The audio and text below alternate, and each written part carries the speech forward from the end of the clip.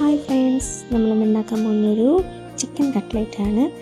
ആദ്യമായി നമുക്ക് കുറച്ച് എണ്ണ ചൂടാക്കി അതിലേക്ക് ഇഞ്ചി, വെളുത്തുള്ളി, പച്ചമുളക് ചേർത്ത് നന്നായിട്ടൊന്ന് വഴറ്റിയെടുക്കുക. അതിലേക്ക് ചെറുതായിട്ടരിഞ്ഞ് സവോളയും കൂടെ ചേർത്ത് നന്നായിട്ടൊന്ന് ബ്രൗൺ കളറാകുന്നിടം വരെ വഴറ്റിയെടുക്കാം.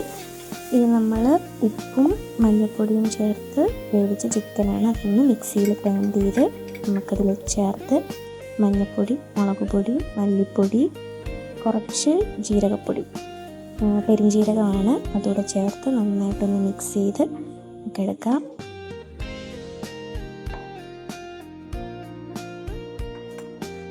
നമുക്ക് ഇത് ഉരുളക്കിഴങ്ങ് ഉപ്പിട്ട് വേവിച്ച് നന്നായിട്ട് ഉടച്ച് വെച്ചിരിക്കുന്നതാണ്. നമുക്കിത് ഈ മിക്സിലേക്ക് ചേർത്ത് നന്നായിട്ടൊന്ന് കുഴച്ചെടുക്കാം. നന്നായിട്ട് നമുക്ക് ഉരുള ഉരുട്ടാൻ പാകത്തിന്, അതാണ് അതിൻ്റെ ഒരു കണക്ക്. ആ ഒരു പാകത്തിലേക്ക് നമുക്ക് നന്നായിട്ടൊന്ന് കുഴച്ചെടുക്കാം. കൈ കൊണ്ട് കുഴക്കുന്നതായിരിക്കും ഏറ്റവും നല്ലത്. നന്നായിട്ട് നമുക്കൊന്ന് കുഴച്ചെടുക്കാം.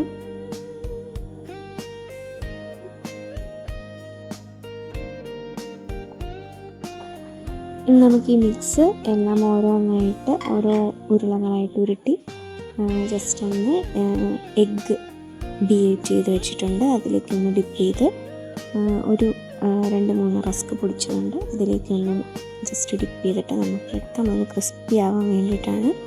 നമുക്ക് ഈ മിക്സ് ഫുള്ള് അങ്ങനെ ഓരോ കട്ട്ലേറ്റിൻ്റെ ഷേപ്പിൽ ഏത് ഷേപ്പാണ് ഇഷ്ടം ആ ഷേപ്പിലേക്ക് നമുക്ക് തയ്യാറാക്കി എടുക്കാം. ഞാനിപ്പോൾ ജസ്റ്റ് റൗണ്ട് ഷേപ്പിലാണ് ചെയ്തിരിക്കുന്നത്. എല്ലാം മാവും അതുപോലെ ചെയ്തെടുക്കാം. നമ്മളിപ്പോൾ ഫുൾ മിക്സ് ഇതുപോലെ ചെയ്തെടുത്തിട്ടുണ്ട്. നമുക്കിത് നന്നായി ചൂടായ എണ്ണയിലേക്ക് ഇട്ടൊന്ന് ഫ്രൈ ചെയ്തെടുക്കാം. നമുക്ക് അകം വേവണ്ട, ജസ്റ്റ് പുറം മാത്രം ഒന്ന് മുരിഞ്ഞ് കിട്ടിയാൽ മാത്രം മതി. അപ്പോൾ ഇത് വളരെ ഈസി ആയിട്ടുള്ള കട്ട്ലേറ്റ് റെസിപ്പിയാണ്. എല്ലാവരും വീട്ടിൽ ട്രൈ ചെയ്യുക. ഇഷ്ടമായെങ്കിൽ ലൈക്ക് ചെയ്യുക, ഷെയർ ചെയ്യുക, സബ്സ്ക്രൈബ് ചെയ്യുക. മറ്റൊരു വീഡിയോ ആയിട്ട് വീണ്ടും കാണാം. Thank you.